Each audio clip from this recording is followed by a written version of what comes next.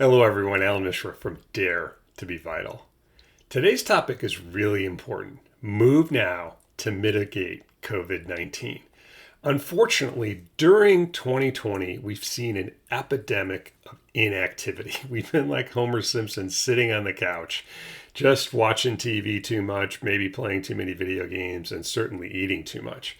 So, what can or should we do to really mitigate that problem of inactivity? And the answer is really pretty simple, but also difficult. And the answer is this: move. MOVE, just get moving.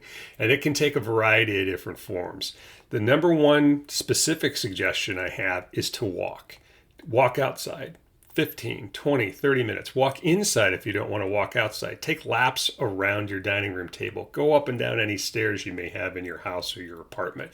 Just get walking.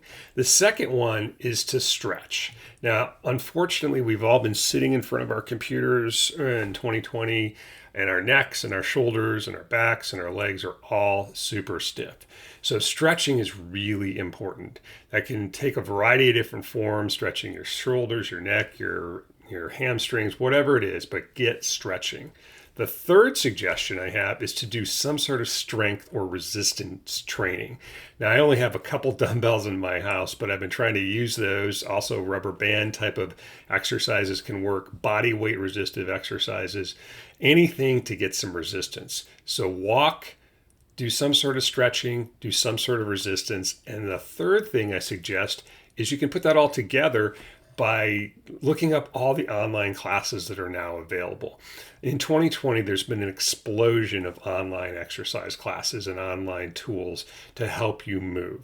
So take advantage of that. And my final suggestion is to consider asking Santa Claus for an exercise bike. I think an exercise bike is one of the best ways to help you aerobically, anaerobically, or also with your strength and resistance. So again, move in the form of walking, running if you want to, or hiking if you can. 2 is to stretch. 3 is to do some sort of resistance training. And 4 is to use the resources that are online now to find what works best for you. Now, why should we do that? Why should we exercise? Why should we move? Well, there are, again, 3 reasons why I recommend exercise to mitigate the COVID-19 pandemic. And the first one is really crucial. Exercise enhances your immune system. Let me say that one more time. Exercise enhances your immune system. The opposite's also true. If you don't exercise, you have more inflammation in your body and your immune system doesn't work as well. And one of the reasons why COVID has been so nasty is the inflammation we have in our body system. So exercise will decrease your inflammation and enhance your immune system. And it enhances your immune system in kind of an interesting way. It helps to mobilize cells that fight infections, and really cool cells like natural killer cells. I love that name.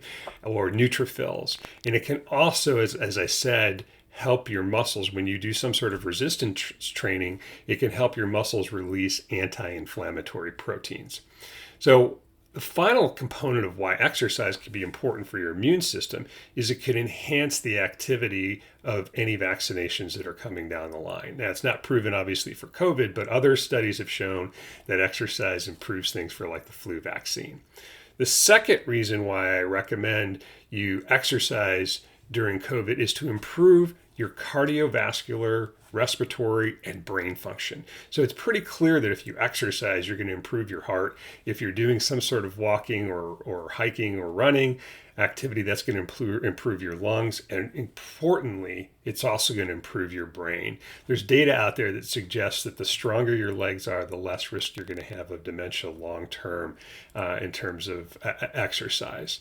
Now, one of the most important, and perhaps the most important reason, the third reason on my list for exercising, is it helps elevate your mood. And unfortunately, we've also seen an epidemic of mental issues in 2020. And one of the things we can do to change our mood is to exercise.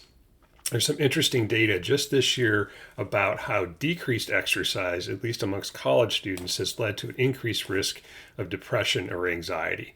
So when you exercise, there's a whole bunch of things that happen. Number one, you get a little bit better sense of self-esteem. You actually feel more vigorous.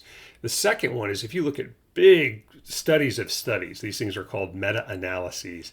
They clearly show that exercise improves your ability to deal with anxiety and depression, can actually be considered a treatment for anxiety and depression. And even things like yoga have also been independently shown to help with anxiety and depression. Final things to consider are to listen to some music or just take some time relaxing. So again, the top 3 reasons I recommend exercise to combat the COVID-19 pandemic is: number 1, it can improve your immune system. Number 2, it clearly can help your cardiorespiratory and brain function. And finally, it can elevate your mood. Excuse me. So get started today and start moving. And thank you for listening or watching this video.